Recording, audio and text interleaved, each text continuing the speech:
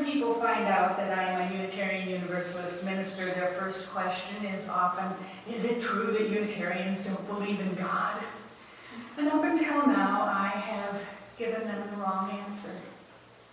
Actually, I've had a number of wrong answers that I've used in the past. My non-authoritarian response has been, oh, I can't speak for all Unitarians. My equalitarian response was, oh, some do, some don't. My teleological evasion was, everybody believes in something. And my ontological comeback was, we understand the concept.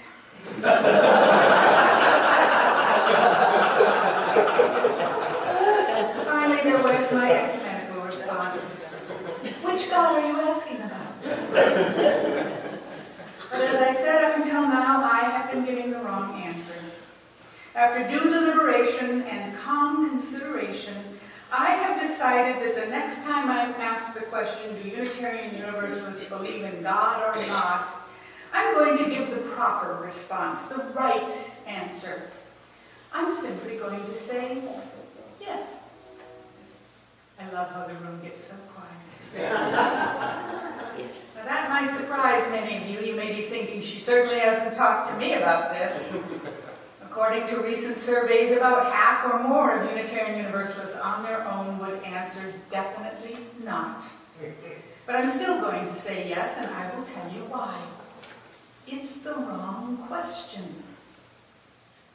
Think about it. If others have to ask that question of any person with a stated religious affiliation, you can bet they've already assumed the answer is no. If they heard that Unitarian Universalists are a sect, or believe we're part of a humanist conspiracy to bring evil into the world, as some people do, they are going to hear no, no matter what I say. And then if they believe that their God, their single, unimaginative concept of God, is the one true response to the question, the only maker and shaker of the universe, well, they have to hear yes, no matter what I say, because that's the only answer that makes sense to them. And that's why it's the wrong question. From experience, I have come to realize that what is really being asked is this. Are Unitarian Universalists religious? The Western mind, in the traditions of Judaism, Islam, and Christianity, without God, or without Allah and Muhammad, or without God, Jesus, and the Holy Spirit, there is no religion. If there is even a rumored suggestion that some Unitarian Universalists do not worship someone or something called God, then how can we be a church, a religious community? See, to the Eastern mind, this dilemma is not so obvious. The Buddhists do very well with God. We're all gods, they teach. The Hindus do very well with hundreds and thousands of gods. So if I were asked the real question, are Unitarian Universalists religious, I would have no second thoughts, no hesitation whatsoever. From my belief that religion is an inborn facet of humanity, and that how you consciously live your life, how you order your life, and how you celebrate your life are your religious responses to that fact, I would have to answer, yes, Unitarian Universalists are religious. They are reflective, thoughtful, compassionate, and kind. However, having dismissed the original question, I'd like to go back to it. It's an interesting question. This God business still gives some of us a great deal of trouble. It makes us very nervous as a group. For many, it smacks of the I'm going to tell you what to believe school of religion, which stands against our belief in freedom of religion and the individual response to religious experience. For others, it hits us as superstitious, as looking at supernatural, which stands against our belief in rational thought as a basis of faith. In the traditional Western Judeo-Christian comprehension of religion, it could be said, and has been, that I am an atheist, although I do not label myself that way. One Sunday, a visitor of another faith took me aside during coffee and said, You never once spoke of God. Is this common in your church? And it's true. I don't invite God into the sanctuary when I preach. That is primarily because of my training as a semanticist, not as a theologian. I know that the word God is loaded way beyond the concepts it points to. There is an excellent chance that you would not know what I meant, would not understand my intention. There is a strong possibility that you would not respond to my use of the term in harmony with its intent until we have had more conversations about it. In other churches and synagogues, my Christian and Jewish colleagues speak freely of this house of God and address their congregations as God's people. But this is a kind of shorthand for a symbolic concept that they already have agreement about. And you and I do not share that kind of agreement. So we don't use or respond to the symbol. There are many forms of the term to which I don't respond. To the jealous and vengeful entity who chooses sides and pre-selects the winning team, whom some of the ancient Hebrews called God, I certainly do not respond. To the Creator who has today and all eternity already figured out for me, who operates me like a puppet and who punishes me for my preordained transgressions, whom the Calvinists called God, I do not respond. To the builder who set up a universe the way people set up model railroads and then walked away, whom the Newtonian deists called God, I don't respond. To a super daddy or a heavenly mommy who expects a compliant and eternal child, or to a supreme ruler who demands a kneeling and humble servant, whom many call God, I just do not respond. I can imagine these symbols, but they are not in my imagination indicative of the sacred that I find in life. Out of personal experience, out of rational thought, out of intuitive understanding, out of creative imagination, out of spiritual sensitivity, and out of moral imperative, I do respond to many aspects of life religiously, that is, morally, reverently, thoughtfully, and compassionately. But I choose not to name them God. Constantine Kalenda, in his book Religion Without God, wrote, "The idea of God is our recognition of our own longing to take our highest ideals seriously." The idea of God is our recognition of our own longing to take our highest ideals seriously. Oh, to that I respond. It is your own response to life, your own highest ideals that I would have you consider this morning as I continue to discuss the concept of God. Some detractors of a God concept would have us believe that the primitives created God out of ignorance to explain all that their lack of knowledge of the universe and understanding could not otherwise explain, or out of fear that they were too small for this world. Rather, we should be astounded at their sophistication. Dostoevsky wrote, "What is astonishing is not that God should exist, but that such a noble idea should enter the head of such a despicable creature as humanity." This evolutionary smugness we possess belies the fact that after new knowledge is gained and new moral attitudes accepted, one day we will be considered the primitives to future generations. I prefer to think that we all, at whatever age or evolution we exist, confront certain human questions, and that our response to them can be framed in a symbol, a metaphor, that we relate to religiously, not out of ignorance, but out of our need for deeper meaning than mere words can express. When Joseph Campbell and Bill Moyers made a series of video programs on religion some years ago, and I think it was sometime around the mid-'80s, Many Unitarian Universalists were transfixed before their television sets.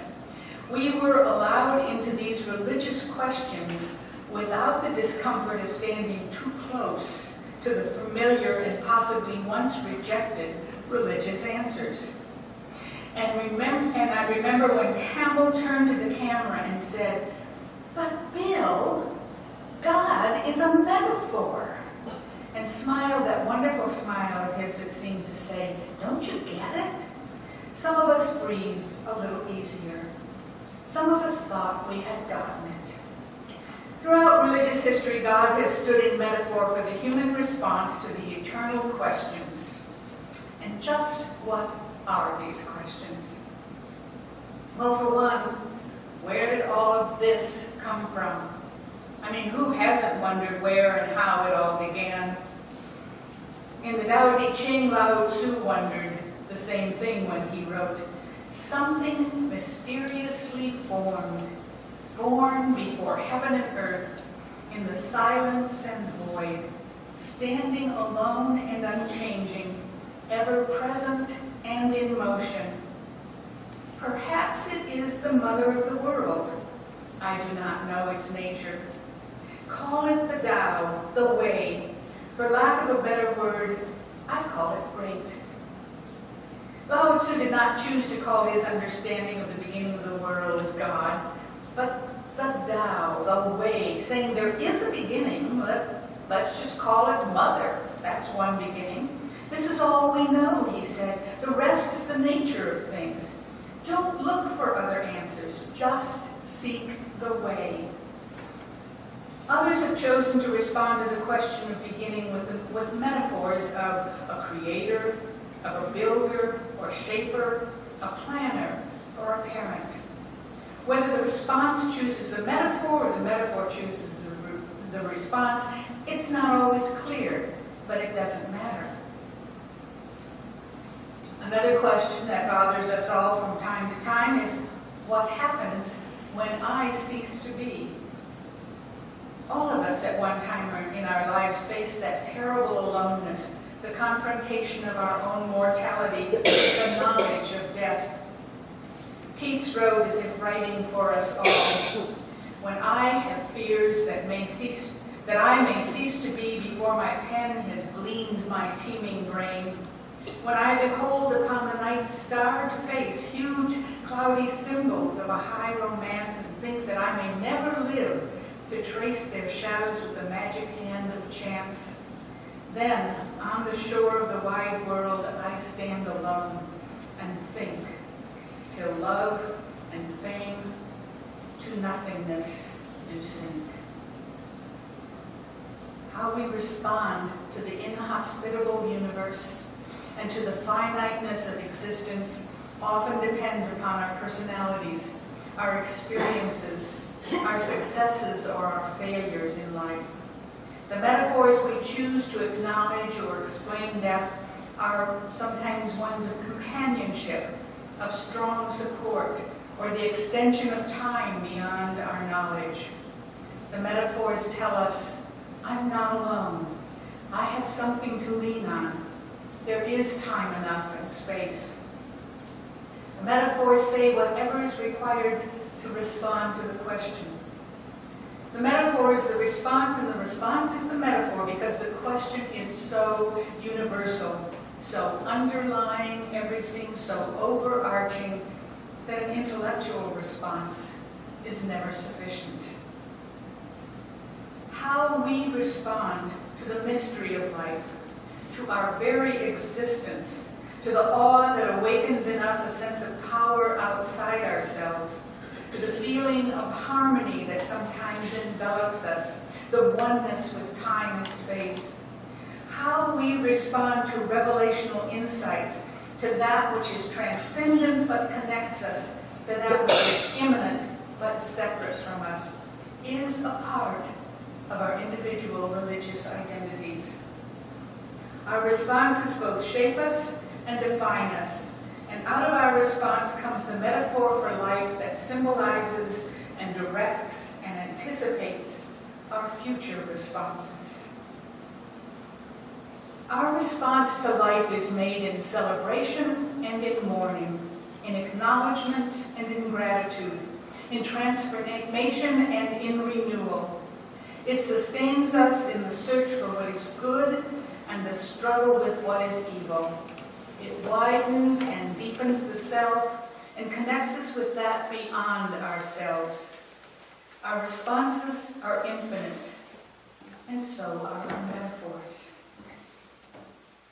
Maybe it would be neater to imagine all our responses in one basket named God.